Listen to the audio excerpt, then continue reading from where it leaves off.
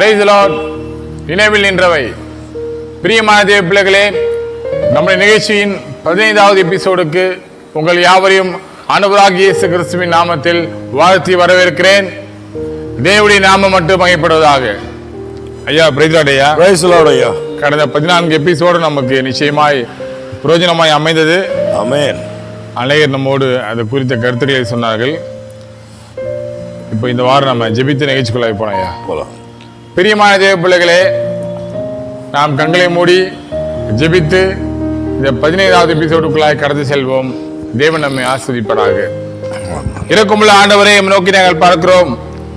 நினைவில் நின்றவை என்ற நிகழ்ச்சியின் 14 எபிசோடு முழுதுமாய் எங்களோடு இடைப்பட்டீங்க ஆண்டவரே. ஆமென். நாங்கள் பேசின ஒவ்வொரு காரியங்களும் அப்பா நீ எங்கே இருந்தீங்க, அநேக பிரயோஜனம் உள்ளதாய் மாற்றியதற்காக நன்றி செலுத்துகிறோம் ஆண்டவரே. ஹல்லேலூயா. இன்றைக்கும் இந்த 15வது எபிசோட்லையும் கூட உங்களுடைய கிருபை இருக்கட்டும், உங்களுடைய இரக்கம் இருக்கட்டும். என் ஒவ்வொரு வார்த்தைகளையும் ஆண்டவரே உங்களுடைய கருத்தில் கொடுக்கிறோம். நீர் ஆளுகை செய்வீராக. மீட்பர் பரிசுத்த நாமத்தில் கொண்டாடுவோம் பிதாவே. ஆமென். மறுபடியும் உங்களை ஆண்டவராகிய இயேசு கிறிஸ்து நாமத்தில் 15வது எபிசோடு உங்களை வரவேற்கிறேன். நம்முடைய சப்ஸ்கிரைபர் சார்பாக, தேவனுடைய பிள்ளைகள் சார்பாக உங்களை வரவேற்கிறேன் ஐயா. ஐயா ஒரு விஷயம் சொல்லுங்க. முன்னாடிலாம் அடிக்கடி நம்ம பீச் மீட்டிங்கு போவோம். சிறுவணி அரங்கம் அங்கே இருந்தது. அங்கே எடுத்தோறும் அநேக கூட்டங்கள் தேவ பிரசித்தி பெற்ற தேவ ஊழியர்கள் வந்து வார்த்தை பகிர்ந்து கொடுப்பாங்க. எனக்கு ஞாபகம் இருக்குமானால் பாலியாங்கிச்சோ, ரெய்னாட் போங்கே போன்ற தேவ ஊழியர்கள் அநேகர் வந்து அங்கே தேவனுடைய வார்த்தை பகிர்ந்து கொடுக்க அநேக முறை சென்றிருக்கிறையா. அந்த கூட்டங்களில் கலந்து கொண்டது குறித்தான உங்கள் அனுபவங்களை குறித்து எங்களுக்கு சொல்லுங்கய்யா. ஆமாம், நான் வந்து கல்யாணத்துக்கு முன்னாடியே கூட தவறாமல் அந்த மே மாதத்தில் தான் நிறைய மீட்டிங் நடத்துவாங்க. ஒவ்வொரு வருஷமும் மேலே, ஏன்னா ஸ்கூல் டேஸ் லீவ் வரும், மழை இல்லாமல் இருக்கும். சரிங்க. அதனால் அந்த மேலே தான் நடத்துவாங்க பெரும்பாலும். அப்படி நடக்கும்போது நான் என்னுடைய கூட இருக்கிற பிரதர்ஸோடு கூட கண்டிப்பாக நான் அந்த மீட்டிங்கை நான் போயிட்டு வருஷம் போயிட்டு வந்துடுவேன். சரிங்க. அது கூட்டம் முடிய நேரத்தில் பஸ்ஸெலாம் ஒழுங்க பண்ணியிருப்பாங்க. நாம் இங்கே கொட்டூர் இருந்தப்போ இங்கே எஸ்டேட்டுக்கு பஸ் வரும், எனக்கு வீட்டுக்கு வந்துடுவோம். நான் நிறைய முறை போயிட்டு வந்திருக்கோம். நிறைய தேவனுடைய ஊழியக்காரர்கள் பேசியிருக்கிறாங்க. சரிங்க. நிறைய பேர் பிரிச்சுவலாக பேசுவாங்க, நிறைய பேர் ஹம்பிள்டாக பேசியிருக்கிறாங்க. நிறைய பேர் இந்த ஹிஸ்டாரிக்கல் பேக்ரவுண்டை வந்து வேதாகமம் இன்னைக்கு உண்மை என்பதற்கு சார்ந்து பகிர்ந்து ரொம்ப பேர் பேசியிருக்கிறாங்க. சரிங்க. அதில் முக்கியமான ஒரு தேவ ஊழியர் அடிக்கடி அங்கே கூட்டம் நம்ம நடத்திட்டே இருப்பார். அவர் கூட்டத்தில் அடிக்கடி போயிட்டு வருவேன். அவர் பீச்சிலையும் கூட்டம் நடத்துவார், இங்கே தர்ம பிரகாசம் நடத்துவார். ஒரு முறை கல்யாணத்துக்கு பின்னால் 1986 இருக்கும்னு நினைக்கிறேன், பீச் மீட்டிங் நானும் என் மனைவியும் போனோம். அப்படின்னும் போது அவருடைய தங்கை பிரிசிலாவும் கூட வரேன்னு சொன்னாங்க. சரிங்க. என் மைத்துனி. ஆமாய்யா. சரி, நான், என் மனைவி, என் மைத்திரி 3 பேருமே புறப்பட்டு பீச் மீட்டிங் போனோம். எப்பவுமே அங்கே 9 வரைக்கும் தான் கூட்டம். 9 மணி 9 வரைக்கும் முடியும். ஜபலாம் பண்ணி முடிக்கிறதுக்கு 10 கூட ஆகிடும். சரிங்க. நாங்கள் கூட்டம் முடிஞ்சதுமே எழுந்து பஸ் பார்க்கறதுக்கு வந்துடுவோம். சரிங்க. எதுக்கு இந்த நிகழ்ச்சியெல்லாம் சொல்கிறோன்னா, அடிக்கடி நான் சொல்லுவேன், நாம் நடந்து வந்த வழியிலெல்லாம் கர்த்தர் நம்மை சுமக்கிறார். என் கண்ணை உன் மேல் வைத்து உனக்கு ஆலோசனை சொல்லுவேன். சங்கீதம் 32:8 வாசிக்கிறோம். ஆமாங்கய்யா. சரிங்களா? நீ நடக்க வேண்டிய வழியை உனக்கு காட்டுவேன், உண்மையில் என் கண்ணை வைத்து உனக்கு ஆலோசனை சொல்லுவேன் சொல்லிட்டு ஆண்டவர் சொல்றார். ஏன்னா அவருடைய வார்த்தைகள் மாறாதவைகள். யோவான் 8:32 வாசிக்கிறோம், குமாரன் உங்களை விடுதலை ஆக்கினால் மெய்யாக விடுதலையாவீர்கள் அப்படின்னு சொல்லுது. அடுத்த 2 வசனங்களை தள்ளி வாசிக்கும்போது சத்தியத்தை அறிவீர்கள், சத்தியம் உங்களை விடுதலை ஆக்கணும். 32ஆம் வசனமோ 36ஆம் வசனமோ, இந்த 2 வசனமே இந்த வார்த்தைகள் கருத்தாக நமக்கு சொல்லிக் கொடுக்குது. ஆக விடுதலையை நோக்கி ஒரு பயணம் இருந்தது எங்களுக்கு அந்த நாட்களில். எப்படியாவது தேவனுடைய சத்தியத்தை அறிந்து கொண்டு கர்த்தருக்கு உண்மையை உத்தமமாய் வாழ வேண்டும், அவருக்கு பிரியமாக வாழணும், அவருடைய நாமத்தை மயப்படுத்தணும். எங்களுடைய வாழ்க்கையில சாத்தான் தோத்து போனோம், வெட்கப்பட்டு போனோம் என்றதான் எங்கள் நோக்கமாக இருந்தது. சரிங்க. அதனால சத்தியத்தை மேய்ந்து கொள்வதற்காக எங்கெல்லாம் மீட்டிங் எடுத்து அங்கெல்லாம் போவோம். சரிங்க. அப்போ அந்த குறிப்பிட்ட அந்த வருஷத்தில் சொன்னேன் இல்லையா, அப்போ நான், என் மனைவி, மைத்திரி 3 பேரும் போயிருந்தோம். கர்த்தர் எவ்விதமா நடத்துறாருன்றதுக்கு இது ஒரு சான்று. சரிங்க. அவர் சரியான பாதையில் நடத்துகிறார், நம்மோடு இருந்து நடத்துகிறார், பாதுகாப்பா நடத்துகிறார், பாதுகாப்பான பிரயாணங்களை நமக்கு உண்டாக்குறார். இப்படி நிறைய சொல்லிட்டே நம்ம போலாம். சரிங்க. இன்றைக்கும் கூட கர்த்தரை நம்பி இருக்கிற தேவ ஜனங்களையும் அவர் பாதுகாப்பான பிரயாணத்திலே கொண்டு போகிறார். சரிங்க. அவரை நோக்கி நான் கூப்பிடும் போது நமக்கு உத்தரவு கொடுத்து அறியாதது எட்டாவது மன பெரிய காரியங்களை செய்வேன்னு இதேமாதிரி 33:3 கூட கர்த்தர் எனக்கு கொடுத்துருக்கிறாரு. அந்த வசனத்தின்படி தான் இன்றைக்கும் என்னையும் மாத்திரமல்ல ஆண்டவர் நம்பி இருக்கிற எல்லா மக்களையுமே நடத்துகிறார். அவர் நடத்துதல் ஆச்சரியமானது. விளங்குதுங்களா? சரிங்க. அப்படி வரும்போது சரியா 9:30 நாங்கள் புறப்பட்டோம் பீச்சில். அங்கேருந்து பஸ்ஸுக்கு தேடி போகுது. நிறைய எல்லா ஏரியாவிலேருந்து பஸ் வரும். சரிங்க. சென்னை வட்டாரங்களில் எல்லா இடங்களிலிருந்து பஸ் வரும். ஒரு இடம் பாக்கி இல்லாமல் பஸ் வந்துடும். அப்போ நாங்கள் தேடி பார்த்தா நாங்கள் ரெட் ஹில்ஸ் தான் போனோம், கதிர்வேடுக்கு போனோம், மாமியார் வீட்டுக்கு போனோம். ஏன்னா அங்கே தான் பிள்ளைங்கள்லாம் விட்டுட்டு நாங்கள் வந்திருக்கிறோம். சரிங்க. அதனால் தேடினோம். 2 பிள்ளைங்க தானே இருந்தாங்க அப்போ 86. தேடி பார்த்தா மூளைக்கடைக்கு தான் பஸ் இருக்குது. இங்கே தான் பஸ் இருந்தது, மூளைக்கடைக்கு பஸ் இருந்தது. அதுக்கப்புறம் ரெட் ஹில்ஸ்க்கெலாம் பஸ் இல்லை. சரி, நான் என் மனைவி மைத்தினே ஏறிட்டோம். ஏறிட்டு அங்கே எதுவும் வந்தோம். கரெக்டாக அங்கே பஸ்ஸு பிடிக்கிறதுக்கு ஒரு 10 ஆகி போச்சு. பஸ்ஸு கரெக்டாக மூளைக்கடைக்கு 11 மணிக்கு வந்துச்சு. எத்தனை மணிக்கு வந்தது? 11 மணிக்கு. 11 நைட்டு. 2 லேடிஸு, நான் ஒரு ஆள். 11 மணி. அங்கேருந்து நம்ம சைக்கிள் ஷாப் போனால் தான் அங்கேருந்து 2 கிலோமீட்டர் நடந்தே மாமியார் வீட்டுக்கு போயிடலாம். சரிங்க. அது வழக்கமாக போகிற வழி தான் அது. அப்போது மூளைக்கடையில் நிற்கிறோம். 11 மணி நைட்டு. இன்னைக்கு கூட கொஞ்சம் பரவாயில்ல, அன்னைக்கு எப்படி இருந்தோம் பாருங்கள். 86லலாம் ரொம்ப ஏரியாங்கெல்லாம் அவ்வளோவா டெவலப் இல்லாமல் அங்கங்கே நிறைய விளக்குகளெல்லாம் கூட தெருவிளக்குகள் குறைவாக தான் இருந்துச்சு. இப்போ ஓரளவுக்கு வசதி வாய்ப்புகள் எல்லாம் உங்களுக்கு நல்லா இருக்குது. ஆமாய்யா. அப்போ அப்படி இருந்தது. அப்போ ஒரு லாரி ஒன்று வந்தது. சரிங்க. லாரி கை காட்டுன்னு நிறுத்திட்டாங்க. ஒரு டிரைவர் 2 கிளீனர் இருந்தாங்க. இந்த சைக்கிள் ஷாப் வரைக்கும் போனேங்க நான். சரி ஏறிக்குங்கன்னு சொல்லி கிளீனர் 2 பேர் பின்னாடி போயிட்டாங்க. நான் டிரைவர் பக்கத்தில் நான், என் பக்கத்தில் என் மனைவி பக்கத்தில் என் தங்கச்சி, இப்படி வரிசையாக உட்காந்துட்டோம். அந்த நிலைமை கொஞ்சம் அந்த லாரி போகிறோம் இன்றைக்குரிய சூழ்நிலை அன்றைக்குரிய சூழ்நிலை நம்ம நினைத்து பார்க்கும்போது 2 பெண்களை அழைத்து கொண்டு பீச்சுக்கு போய் 2வது பஸ் இல்லாத பட்சத்தில் வேற ஒரு வாகனத்தை பிடிச்சி நம்ம வரோம்னு சொன்னால் அந்த சூழ்நிலை எப்படி இருக்கு பாருங்க. அப்போ தெய்வீக பாதுகாப்பு எங்களோடு இருந்தது. ஆமாய்யா. கர்த்தரை பாதுகாத்தார். கர்த்தருடைய பரிசுத்த அக்கினியானவர் எங்களோட எப்படி இஸ்ரவேல் மக்கள் எகிப்திலிருந்து வருகிற போது பகலிலே மேக ஸ்தம்பமோ இரவிலே அக்கினி ஸ்தம்பம் எப்படி அவங்கள வழி நடத்தினதோ அதை மாதிரிதான் கரெக்டா நடத்தி சைக்கிள் ஷாப்ல இறக்குனா 2 ரூபா எடுத்து கொடுத்தேன். ரொம்ப தேங்க்ஸ்ன்னு சொல்லிட்டாரு அவன் டிரைவர். நாங்க இறங்கி காசு வாங்கல 2 ரூபா வாங்கிக்கிறேன். 2 ரூபா தான் கொடுத்தேன். 3 பேருக்கு 2 ரூபா. அப்ப 2 ரூபான்றது ஒரு பெரிய விஷயம் இல்லையா அன்னைக்கு? ஆமா, 86ல கொஞ்சம் அதிகமான. இன்னைக்கு ஒரு 2 ரூபான்றது ஒரு 100 ரூபாய் ஆளுக்கு சமம் இன்னைக்கு. சரிங்க. கொடுத்தேன்.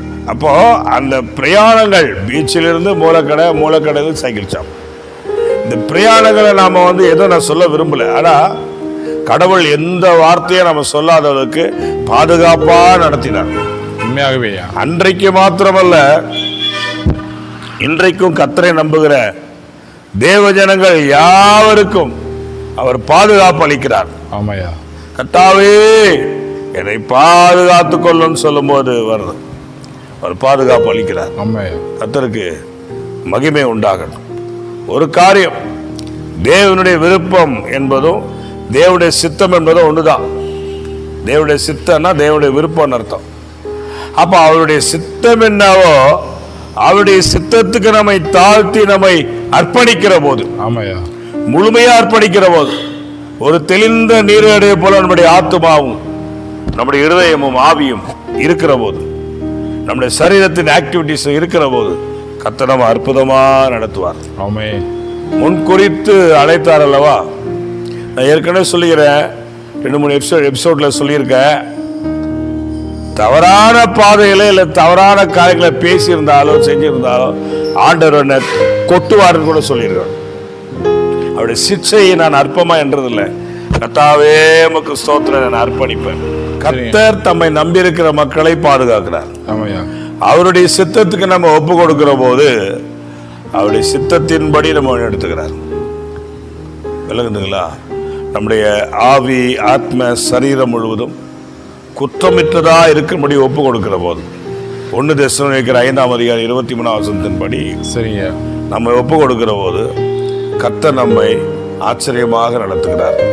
அந்த ஒரு பிரயாணம் இன்றைக்கும் என் மனசுல இருக்கு. 2 லேடிஸை கூட்டிட்டு நைட்டு 11 மணிக்கு வரணும்னா எவ்வளோ பெரிய விஷயம். நான் ஒரே ஒரு ஆளு, ஒரு ஜென்ஸ் 2 லேடிஸ்னா அந்த காரியங்களை சிந்தித்து பார்க்கணும். அப்ப என் ஆவல், என் வாஞ்சை சத்தியத்தை அறிந்து கொள்ளணும், சத்தியத்தை மேய்ந்து கொள்ளணும், வேதாகம சத்தியங்களை இன்னுமாய் புரிந்து கொள்ளணும், ஏராளமாய் புரிந்து கொள்ளணும். அப்ப சுவிசேஷ ஊழியராக தான் நான் இருந்தேன். 88 தான் சபை ஊழியத்துக்கு வரேன், 86 சுவிசேஷ ஊழியம் தான். அப்ப அப்படி இருக்கிற பட்சத்துல கர்த்தருக்கு ஸ்தோத்திரம், ஆண்டவர் முன்குறித்து அழைக்கிற ஒவ்வொரு ஊழியக்காரர்களையும் ஒரு விசுவாச மக்களையும் அவர் பாதுகாக்கிறார். அவர் பக்கபலமா இருக்கிறார். அதனால கர்த்தர் நல்லவராகவே இருக்கிறார். என் வாழ்க்கையில அன்னைக்கு அவரை ருசி பார்த்தேன். 11 மணிக்கு நாங்க வீண் அலுவலா போய் வரல, தேவனுடைய சத்தியத்தை மேய்ந்து கொள்வதாக போனோம். கர்த்தரன் மேய்ப்பரா இருக்கிறார், நான் தாட்சி அடையேன். அவருடைய அமர்ந்த தண்ணீர் என்னை கொண்டு போய் விடுகிறார். அவருடைய ஆத்மாவை தேற்றி தம்முடைய நாமத்தின் நிமித்தம் என்னை நீதியின் பாதை நடத்துகிறார். நான் மரணர்களின் பள்ளத்தை நடந்தாலும் பொல்லாப்புக்கு பயப்படு, தேவரீர் என்னோடு கூட இருக்கிறேன். புது கோலும் தடியும் என்னை தேற்றும். சத்துருக்களுக்கு முன்பாக ஒரு பந்தியை ஆயத்தப்படுத்தி என் தலையை இலையால் அபிஷேகம் பண்ணுகிறேன். என் பாத்திரம் நிரம்பி வழிகிறது. என் ஜீவனுள்ள நாளெல்லாம் நன்மையும் கிருபையும் என்னை தொடரும். நான் கர்த்தருடைய வீட்டில நீடித்த நாட்களாய் நிலைத்திருப்பேன். அப்ப 11 மணினா வீடு வந்து சேர்ந்து 11 ஆயிடுச்சு. எங்க மாமனார வாசலே வெளியே உட்காந்து, எங்கப்பா இவ்வளவு நேரம் ஆயிடுச்சு, இந்த மாதிரி ஆயிடுச்சு, கர்த்தர்களை அற்புதமா நடத்தினாரு அப்படின்னாரு. அப்பெல்லாம் மாமனாரும் நல்ல போன் வசதிலாம் இல்லை, கேட்கலாம் முடியாது, ஒன்றும் கேட்க முடியாது. எங்க மாமனாரோ மாமியாரோ வாசல உட்காந்துக்கிறாங்க. எங்க மாமனாரோ நல்ல, எங்க அப்பா அம்மா எப்படி எனக்கு நல்ல தங்கமான அப்பா அம்மா அமைஞ்சாங்களோ அது போல மாமனாரோ ரொம்ப தங்கமானவர் தான், மாமியார் ரொம்ப தங்கமானவர். பிள்ளைகள் மேல ஒரு கரிசனை உள்ளவங்க. பிள்ளைங்க நல்ல பிள்ளைங்களா வாழணும் அப்படின்னு சொல்லி அவங்களுக்கு ஒரு கரிசனை இருந்தது. அதே நேரத்தில் நான் அந்த குடும்பத்தில் போன பின்னால சத்தியத்தை அறிந்து கொண்டு வாழணுன்ற ஒரு கரிசனை இருந்தது.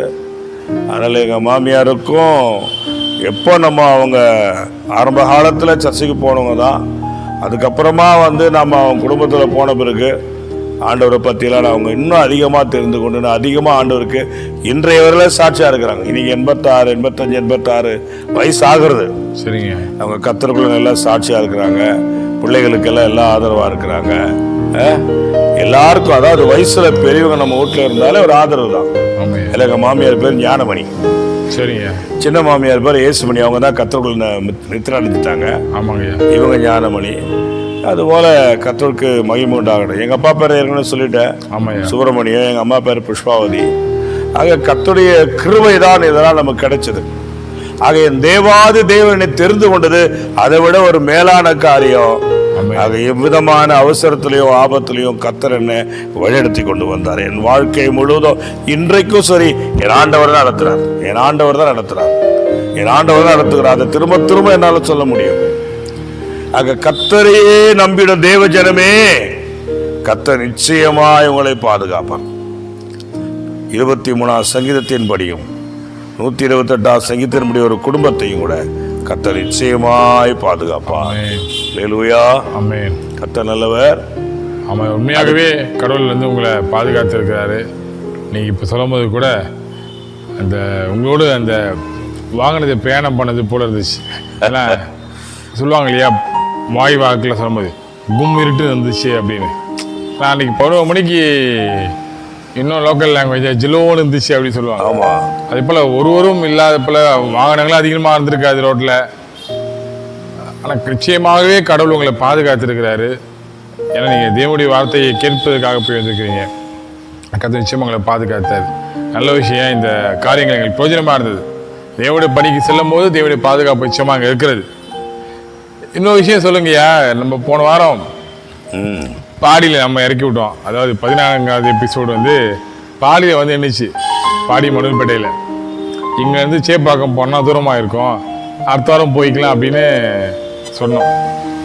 இப்போ இந்த வேதாகம கல்லூரி நீங்கள் படிச்சீங்க, அதாவது பைபிள் காலேஜ் வந்து அழைப்பின் எதிரொலி வேதாகம கல்லூரி சேப்பாக்கத்தில் இருக்கிற வேதாகம கல்லூரியில் படிச்சீங்கய்யா.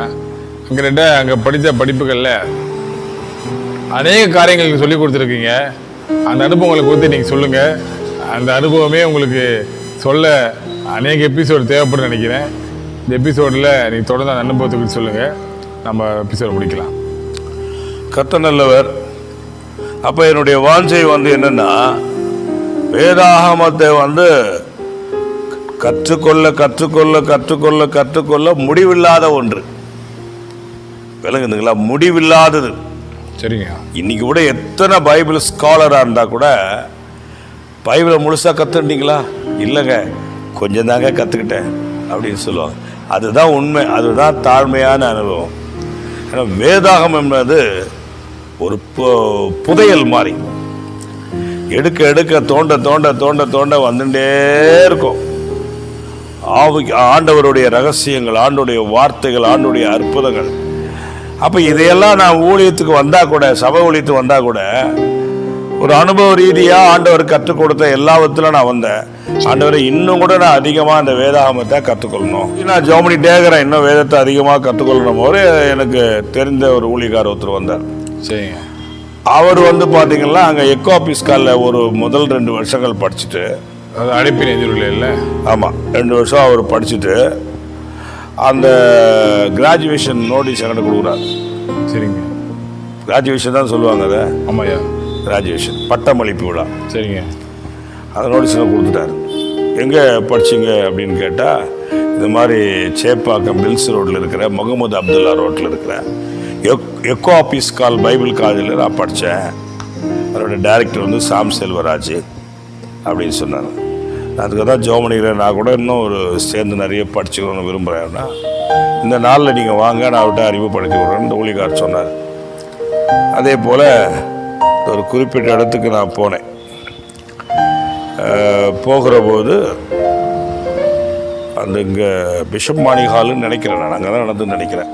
சரி. பொர்சாக்கத்தில் கெல்லிஸில் எல்லாம் முடிஞ்ச உடனே, இல்லை அதுக்கு முன்னாடியே போயிட்டேன் நான். எக்கோபிஸ்கால் இந்த கிராஜுவேஷன் முன்னாடியே நான் போயிட்டேன். அந்த ஆஃபீஸ்கார் அட்ரஸ்லாம் கொடுத்து ஃபோன் பண்ணிலாம் சொன்னார். சரி. என்னுடைய நண்பர் அங்கே போயிட்டு இந்த மாதிரி படிக்க போகிறேங்க, ஊழியம் பண்ணிகிட்ருக்குறேன் அப்படின்னு சொல்லி, ஓகேன்னு சொல்லிவிட்டு வாரத்தில் 2 நாள் கிளாஸ், செவ்வாய்க்கிழமை வேலைக்கிழமை 2 நாள் கிளாஸ். அப்போ அந்த கிராஜுவேஷன் அன்னைக்கு இந்த 2வது பேட்ச் படிக்க போகிறவங்களாம் முன்னாடி நிற்க வச்சாங்க. ஓகே. 2வது பேட்ச் படிக்க போகிறவங்களாம் வச்சு இது பண்ணாங்க, ஃபோட்டோலாம் பிடிச்சாங்க. அப்போ 94லேருந்து 96 வரைக்கும் அந்த வேதாகம கல்லூரியில் வேதாகம படிப்பு, இறையில் அடிப்படையான ஒரு வேதாகம படிப்பை நான் படித்தேன். சரிங்க. அப்போது அதனுடைய டைரக்டர் வந்து சாம் செல்வராஜ். சரிங்க. அதுக்கப்புறம் பிரின்சிபால் வந்து ஜான் பால்ராஜ். ஆசிரியர்களாக ஜோசப் பிரேம்குமார், இன்னும் 2 பேர் இருந்தாங்க. சரிங்க. ஜோசப் பிரேம்குமார், ஜான் பால்ராஜ், அவர் தான் பிரின்சிபால். அவர் ஆண்டவருடைய கரத்தில் பயன்படுகிற நல்ல ஒரு தெய்வ மனுஷன். எனக்கு அவர் கிடைச்சது வந்து ஒரு கர்த்தருடைய கிருபைன்னு தான் சொல்ல முடியும். வேதாகமத்திலிருந்து நல்ல ஆழமான சத்தியங்களை அவர் கற்றுக் கொடுத்தார். இதெல்லாம் வேதாகமத்திலே இருக்குதுன்ட்டு எனக்கு ரொம்ப ஆச்சரியமாக இருந்தது. நான் ஆண்டவரத்தில் கேட்டதுக்கும் சரியான வழியில் கர்த்தரை கொண்டு போனார். அதான் முக்கியம். சரியான வழியில் கொண்டு போயிட்டு அங்கே இது பண்ணோம். நிறைய விஷயங்களை அவர் கற்றுக் கொடுத்தாங்க. நிறைய விஷயங்கள், ஒரு மேப் போட்டு, ஒரு தேசத்தினுடைய மேப்பை போட்டு, அந்த தேசத்துடைய நிகழ்ச்சிகள் எல்லாமே அத்துப்படியாக டாப் டு பாட்டம் எல்லாத்தையும் கற்றுக் கொடுப்பாங்க. சரிங்க. இஸ்ரவேல் தேச படமாக இருந்தாலும், உலகத்தில் எந்த நாடுகளின் படமாக இருந்தாலும் அப்படி விவரம் சொல்வார். சரி. நைல் நதியை பற்றி, எகிப்தில் ஓட நைல் நதியை பற்றி நடத்துவார் பாடம். அவர் சர்ச்சிஸ்ட் நடத்தியிருக்கிறாரு, சர்ச்சிஸ்ட்டு. அதுக்கப்புறம் தியாலஜி, இறையல் நடத்தியிருக்கிறார் அவர் எங்களுக்கு. அது மாதிரி எத்திக்ஸ் நடத்தியிருக்கிறாரு. இந்த மாதிரி நிறைய 32 சப்ஜெக்ட் மொத்தம். இந்திய இறையியல் அந்த மாதிரி நிறைய நடத்தியிருக்கிறார். இறையியல்ன்றது காமனு, இந்திய இறையியல் அப்படின்றது அது ஒரு சப்ஜெக்டாக இருந்தது. இந்தியன் கிறிஸ்டியன் தியாலஜி இல்லையா? இந்திய கிறிஸ்துவ இறையியல். ஆமாம், இந்திய கிறிஸ்துவ இறையியல். சரிங்க. அதுபோல் மதங்கள் குறித்து நடத்தியிருந்தார். உலகத்தில் மொத்தம் 11 மதங்கள் இருக்குது. அவருடைய காரியங்களாக என்ன, அவருடைய மேன்மைகள் எல்லாம் என்ன அப்படின்னு அதெல்லாம் அவர் நடத்துவார். அவருடைய சாட்சியெல்லாம் நமக்கு சொல்லுவார். எப்படின்னா, சரிங்க, அவர் திருநெல்வேலியில் ஒரு குடும்பத்தில் இருந்தவர். சரிங்க. அவங்க பாட்டி இறந்துட்ட பின்னால் இந்த முறைப்படி செய்யும்போது அவங்க அப்பா சொன்னாராம், அவர் பேர் பழனிசாமியே நம்ம பாட்டி நாயாக மாறிட்டாங்க அப்படின்னு சொன்னாராம். இவருடைய மனசில் என்னென்னா, ஐயோ ஆயா இருந்தவங்க நாயாக மாறிட்டாங்களே, எப்படி இது, இந்த மனுஷனாகிறவன் ஒரு மிருகமாக போயிடுறானே, இது எப்படி, இந்த பிறவியிலிருந்து எப்படி விடுதலை கிடைக்கும் ஒரு மனுஷனுக்கு, மறுபடியும் அவர் மனுஷனாக மாறுறதுக்கு என்ன வழி அப்படி அவங்க அப்பாவை கேட்டு தொலைச்சிட்டு இருப்பாராம். இருடா சொல்கிறடா பழனிசாமி, இருடா சொல்கிறடா பழனிசாமின்னு அவர் ரொம்ப காலமாக சொல்லிகிட்டே இருந்தேன். அப்புறமா கொண்டு போய் அவரை ஒரு மடத்தில் சேர்த்துட்டாங்களாம். அங்கேயும் கேட்டுகிட்டே இருந்தாராம். அங்கே இருந்த ஒரு குருவுக்கு கடைசி காலத்தில் பழனிசாமி அந்த அலமாரில் ஒரு புக்கு எடுத்தாராம். அதை எடுத்து பார்த்தா அது பைபிள் இதை கொடுக்குறீங்களே, நீ சொல்கிறதுக்கு நீ கேட்குற கேள்விக்கு பதில் தான். இப்படிப்பட்ட ஒரு பிறவியிலிருந்து விடுதலை அடையணும்னா இது பைபிள் எழுதியிருக்குது. ஏன்னா மல்கியா 4:5 1 ராஜாக்கள் 17ஆம் அதிகாரத்தில் எலியா ஆக்டிவிட்டேஷன் பண்ணுறார். அதுக்கப்புறம் அவர் கர்த்தரை எடுத்துக்கிறார், சுழல் காற்றில் எடுத்துக்கிறார். மல்கியா 4ஆம் அதிகாரம் 5ஆம் வசனத்தில் எலியா திரும்ப வருவார் எழுதியிருக்குது. சரிங்க. அப்போ ஆண்டவராக இயேசு கிறிஸ்து மத்திய 12:12 சொல்றார். 17ஆம் அதிகாரம் 12ஆம் வசனத்தில் எலியா வந்தாயிட்டுன்னு சொல்றார். எலியா யார சொல்றாங்க? எலியா வந்தாயிட்டுனா யோவான் ஸ்நானகனை வச்சு சொல்றார். யோவான் ஸ்நானனை வச்சு சொல்றார். அப்ப இந்த சப்ஜெக்டை வச்சுதான் மனுஷன் எலியாவா இருந்தவர் யோவான் ஸ்நானனா பிறந்தவர், மனுஷனா பிறகுறான். இந்த கான்செப்ட் அவன் ஒரு மிருகமா பிறக்கிறது இல்லை, மனுஷனா பிறக்கிறான்ற ஒரு செய்தி அந்த பழனிசாமிலத்தில் ஆழமா பதிச்சது. ஒரு மடத்துல அவர் இருக்கிற போது அங்கே அவருக்கு பைபிளை கொடுத்து அந்த பைபிளை பிடிச்சு ஆண்டவராக இயேசு கிறிஸ்துவை சொந்த தெய்வ ரட்சகராக ஏற்றுக்கொண்டார். அப்போ பிதாவாகிய கடவுள் ஒரு மனுஷனை சத்தியங்களை அறிய வைக்கிறது என்பது எவ்விதத்தில் என்று நாம் பார்க்கிறோம். எவ்விதத்தில் ஆகிலும் அந்த சத்தியங்களை அறிந்து கொள்வதற்கு கடவுள் வழிகாட்டுறார். யாரை கொண்டனால காட்டுறார், விளங்குதுங்களா? அப்படி அவருக்கு ஜான் பால் ராஜன் பேரை வச்சு கர்த்தருக்காக ஊழியம் செய்து அவர் இன்னைக்கு ரொம்ப தேவ மனுஷன். பல வருஷங்களுக்கு முன்னாடியே அவர் 2 கர்த்தருக்குள்ள அவர் மறிச்சிட்டாங்க. எங்களுக்கெல்லாம் ரொம்ப வருத்தம் தான். சபைக்கு எத்தனை முறை அவர் பிரசங்கம் பண்ணியிருக்கிறாரு. இந்த பக்கம் திருவிகானார் பொன்னியம்மேட்டில் ஜான் மார்க்னு ஒருத்தன் கூட படித்தான். அவன் ஒரு 3 நாள் மீட்டிங் வச்சான். அந்த 3 நாள் மீட்டிங்கில் அவர் பேசுகிறார், மனிதன் யார், நீதிமான் யார், பரிசுத்தவான் யார் என்ற தலைப்பில் கிளீனாக அவர் பேசினார். நல்ல ஒரு தெய்வ மனுஷன். நிறைய பைபிள் ஸ்கூலெல்லாம் அவர் பிரின்சிபாலாக வாத்தியாராக நடத்தியிருக்கிறார். கடைசியாக கிருபை அப்படின்னு ஒரு வேதாகம கல்லூரி நடத்தினாங்க. அதன் பிறகு எனக்கு தகவல் தெரியல. அவங்க மறுபடியும் சில காலம் சர்ச்சை நடத்தினார். கிருபை உண்மையான கிருபையின் ஊழியன்ற ஒரு சபை நடத்தினார் பாண்டிச்சேரியில். அங்கெல்லாம் கிருபையின் ஒரு வேதாகம கல்லூரி கூட நடத்தியிருக்காங்கன்னு கேள்விப்பட்டிருக்கேன். பைபிள் காலேஜோட டைரக்டர் சாம் செல்வர் ஐயாவும் நல்ல ஒரு தெய்வ மனுஷன். அவர் இன்னொரு ஊழியக்காரர்கிட்ட ஒரு உடன் ஊழியராக இருந்தார். சரிங்க. உடன் ஊழியராக இருந்தார். அப்படி இருந்துதான் அதுக்கப்புறம் இவ்வளோ பெரிய ஊழியத்தில் அவர் வந்தார். சரிங்க. விளங்குதுங்களா? அப்படிதான் நல்ல ஒரு தெய்வ மனுஷன். நம்ம சபையில் அவர் நல்ல சத்தியத்தெல்லாம் பேசியிருக்கிறாரு. ஆமாங்க. ஆண்டு விழாக்கெல்லாம் கூட செய்தி கொடுத்தாங்க. அவருடைய ஆக்டிவிட்டீஸ். ஏன்னா நாங்கள் படிக்கிற வருஷத்தில் 94, 90 செகண்ட் பேட்ச் நாங்கள் அது எக்கோ ஆஃபீஸ் காலில். அவங்க மகள் செல்வகுமாரி எங்கள் கூட தான் அது படித்தது. ஆமாங்க. Selvakumari, Esther, Daniel Pandian, Moses, இப்போ பாஸ்டாக இருக்கார் மோசஸ், நிறைய பேர் படிச்சுக்க எங்கள் கூட படித்தாங்க. அதில் எனக்கு இந்த டேனியல் பாண்டியன் ரொம்ப, மோசஸ்லாம் ரொம்ப பரிச்சயமாக இருந்தாங்க. கர்த்தருக்கு ஸ்தோத்திரம். ஆண்டவர் வந்து என்னை ஒரு உண்மையும் உத்தமாக நடத்தினார். நான் உண்மையாக நடக்கணும், கரெக்டாக நடக்கணும் அப்படின்னும் போது நிறைய பேர் என்னை விட்டு விலகி போயிடுவாங்க. நான் அதுக்கு நான் என்ன செய்ய முடியும்? இந்த பைபிள் காலையில் படித்தது எனக்கு ஒரு நல்ல அனுபவம் தான். சரிங்க. அப்புறம் எங்களுடைய ஆசிரியராக இருந்த ஜோசப் பிரேம்குமார், அவர் நாங்கள் எங்கள் பைபிள் காலேஜ் முடியும் போது வந்து அவர் பிரின்சிபால் ஆனார். சரிங்க. பைபிள் காலேஜுக்கு அவரும் நல்ல ஒரு அருமையான தேவ மனுஷன். இன்றைக்கும் வாட்ஸ்அப்பில் நிறைய மெசேஜ் அனுப்பிச்சுறார்.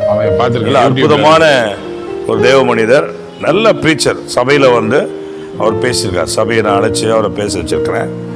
இன்றைக்கி தருமபுரியிலே எங்கே இருக்கிறதா நான் ஃபோன் பண்ணியிருந்தேன், எனக்கு ஃபோன் பண்ணியிருந்தாரு, சொன்னார். சரிங்க. இன்றைக்கி நிறைய மெசேஜ் அனுப்புகிறார். அவரும் வந்து ஒரு அற்புதமான தேவ மனிதர். வாழ்க்கையில் வந்து அவரை குறித்து நாங்கள்லாம் மறக்க முடியாது. சரிங்க. நல்ல ஆசிரியரை கொண்டு நல்ல வேத சத்திய வசனங்களை கத்திரங்களுக்கு போதிக்க முடியாது செய்தார். நல்ல சத்தியங்களை கற்றுக்கொள்ள முடியாது செய்தார். நிறைய பயிற்சி கட்டுரை எழுத சொல்லுவாங்க எங்களை. அம்மா எனக்கு கூட பார்த்துருக்கேன். இப்போ கூட அநேக பயிற்சி கட்டுரை இருக்குது நம்ம வீட்டில். ஒரு செமஸ்டர்ன்றது 3 மாதம். 3 மாதத்துக்கு 4 சப்ஜெக்ட். சரி. 3 மாதத்துக்கு 4 சப்ஜெக்ட். அப்போ ஒரு வருஷத்துக்கு 3 செமஸ்டர்னா 3 நாள் 12 சப்ஜெக்ட். 2 வருஷத்துக்கு 16 சப்ஜெக்ட் ஒரு வருஷத்துக்கு. சரிங்க. இப்போ 2 வருஷத்துக்குன்னு 32 சப்ஜெக்ட் ஃபுல்லாக போட்டு டைட்டாக ஒரு நல்ல பைபிள் காலையில் ஹையர் போஸ்ட்டுக்கு என்ன படிப்புலாம் சொல்லிக் கொடுப்பாங்களோ. நான் படித்தது ஒரு லோயர் கோர்ஸ் தான், டிப்ளமா தியாலஜி நான் படித்தேன். அந்த அளவுக்கு நல்லா எனக்கு ட்ரைனிங் கொடுத்துட்டாங்க. சரிங்க. நான் என்ன கர்த்தரத்தில் கேட்டனோ அந்த மாதிரி அவனை நல்ல ஒரு அமைப்பு, நிறைய விஷயங்கள். ஏன்னா நம்ம வேதத்தை வாசிக்கிறோம், பிரசங்கம் பண்ணுறோம். இப்போ வந்து historical background, biblical background, theological background. நமக்கு பிப்ளிக்கல் பேக்ரவுண்ட் தான் நமக்கு தெரியும். தியாலஜிக்கல் பேக்ரவுண்ட் என்ன, ஹிஸ்டாரிக்கல் பேக்ரவுண்ட் நமக்கு என்ன தெரியும்? தெரியாது. அதே போல வந்து ஸ்பிரிச்சுவல் பேக்ரவுண்ட், ஆவியானவருடைய கிரியைகள் நமக்கு தெரியுது. சரிங்க. அப்போ அந்த historical background, theological background Bible college போனால் தான் நம்ம அதை கற்றுக்க முடியும். ஆமாம். அந்த விஷயங்களில் தேவனுடைய ஆவியானவர், பரிசுத்த ஆவியானவர் இந்த 2 விதங்களிலும் நல்லா ட்ரைன் அப் பண்ணார். அப்போ historical background, biblical background, theological background, spiritual background, faithful background, 5 பேக்ரவுண்டை நம்ம கற்றுக்கிட்டு ஒவ்வொரு தலைப்பிலும் பிரசங்கம் பண்ணும்போது அவைகளை பயன்படுத்துறதுக்கு நல்ல யூஸ்ஃபுல்லாக இருந்தது தான் பைபிள் காலேஜ். 3 காரியம் எனக்கு தெரிஞ்சிருந்தது. பிப்ளிக்கல் வேதம் என்ன சொல்லுதோ அதை போதிக்கும். Biblical background, spiritual background, faithful background நமக்கு தெரிஞ்சிருந்தது. நமக்கு தெரியாதது வந்து தியாலஜிக்கல் பேக்ரவுண்ட், ஹிஸ்டாரிக்கல் பேக்ரவுண்ட் தெரியாது. அதையும் நம்ம கற்றுக்கிட்டு ஊழியத்தில் ஷைன் ஆகிறதுக்கும் தேவனுடைய கருத்துல எல்லாம் பயன்படுவதற்கும் இந்த பைபிள் காலேஜ் ரொம்ப யூஸ்ஃபுல்லாக இருந்துச்சு. அதில் வந்து ஆசிரியப்படார வந்து யார் நடத்துனதுன்னா ஐநாவரம் ஐபிஎஸ்ல பாஸ்டர் ஜோசப் இருந்தாங்க. சரிங்க. அவருக்கு எங்களுக்கு கிளாஸ் நடத்தும் போது 79-80 வயசு அவருக்கு. சரிங்க. நல்ல ஒரு தேவ மனுஷன். அவர் தனிமையில் நம்ம அப்போஸ்தலர் ராஜனையா கூட போய் நான் அவரை பார்த்துருக்கேன். ஐநாவரம் சர்ச்சில் பார்த்துருக்கேன். அவங்க மகன் தான் அங்கே ஊழியெல்லாம் நடத்துகிறார். இப்போ அவர் தான் வந்து ஆசிரியப்படார எடுத்தார். சரிங்க. நல்ல சப்ஜெக்ட், நல்ல விஷயங்கள். அவர் தான் அந்த ஒரு வார்த்தை சொல்லி கொடுத்தார். மகா பரிசுஸ்தலம், பரிசுஸ்தலம், வெளிப்பிரகாரம் சொல்லுவோம் நாங்கள். அப்போ அந்த வெளிப்பிரகாரம் இல்லை, வெளிப்பிராகாரம். வெளிப்பிரகாரம்னா அது வார்த்தையே வேற.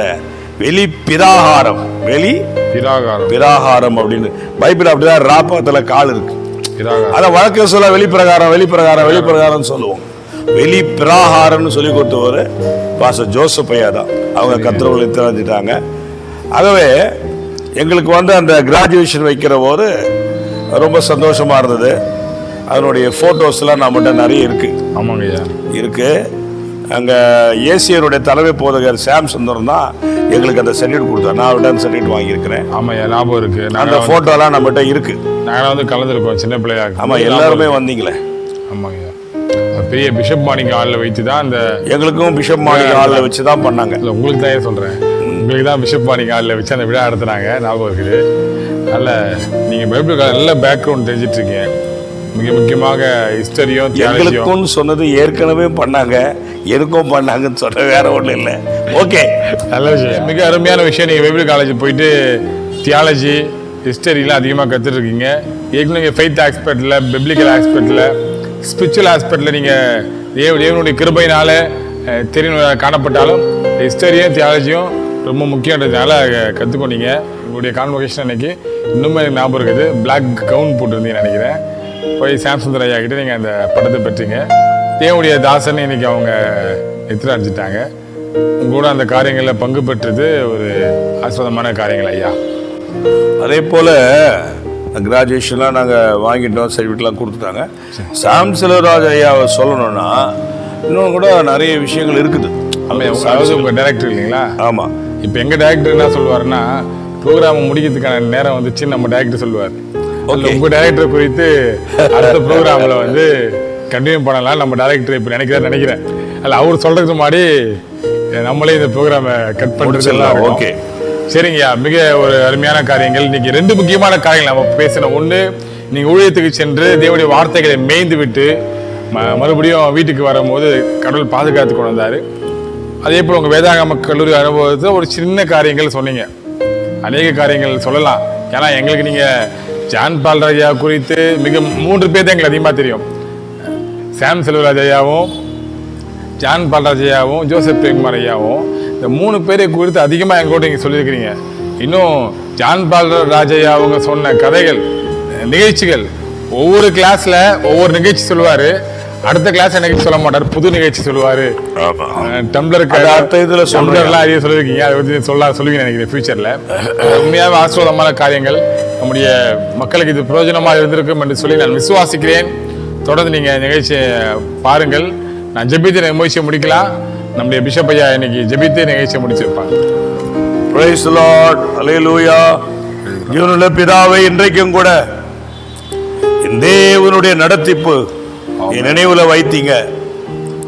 அதை சொல்லி உடைய நாமத்தை மகிமைப்படுத்தவும், அநேக தேவ ஜனங்களுக்கு பிரயோஜனமா இருக்கவும், ஆண்டவர் பாதுகாக்கிறவர், ஆண்டவர் நடத்துகிறவர், ஆண்டவர் சத்தியத்தை கற்றுக் கொடுக்கிறவர், சாட்சியா ஏற்படுத்துகிறவர் என்ற இன்றைக்குரிய நினைவில் நின்ற செய்திகள் அநேக மக்களுக்கு கடந்து போனது.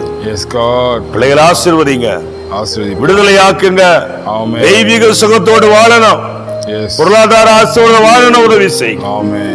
தொடர்ந்து கிருபைதாருங்க, எல்லா மக்களையும் ஆசீர்வதிங்க, பாதுகாத்துக் கொள்ளுங்க. மீட்பர் இயேசு கிறிஸ்துவின் ஜெபங்கள் பிதாவே. ஆமென், ஆமென், ஆமென், ஆமென்.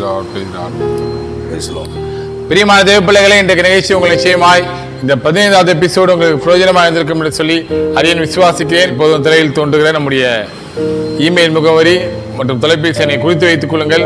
உங்களுக்காக எப்போது நாங்கள் ஜெபிக்க ஆயத்தமாக இருக்கிறோம். தேவனுடைய கிருபை உங்களை எப்போது ஆளுகை செய்வதாக. மறுபடியும் சந்திக்கும் வரை ஜெபத்தோடு காத்திருப்போம். கர்த்தர் நம்மை ஆசீர்வதிப்பாராக. Amen. Amen. Praise the Lord. Praise the Lord. ஐயா, பிரைஸ் தி லார்ட் ஐயா. Praise the Lord.